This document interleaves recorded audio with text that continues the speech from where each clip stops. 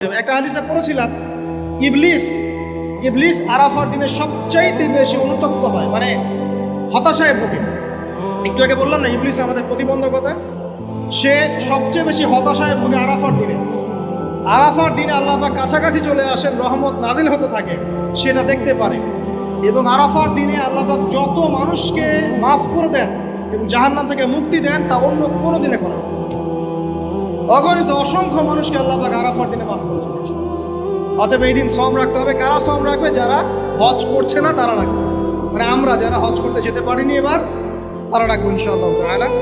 এছাড়া বেশি বেশি শ্রম রাখার চেষ্টা করা উচিত এই 10 দিন। ফজিলত একটা হাদিস একটু আগে বলেছি, একটা শ্রম আপনার কি হবে, 1 বছর শ্রমের নেকি পাওয়া যাবে ইনশাআল্লাহ তাআলা। হজ এবং উমরা করা, যারা এই 10 দিনে হজ উমরার সুযোগ পেয়েছে তারা আল্লাহ পাকের মেহমান। আমরা দোয়া করবো আল্লাহ পাক তাদের সবাইকে সুস্থতার সাথে হজ করা তৌফিক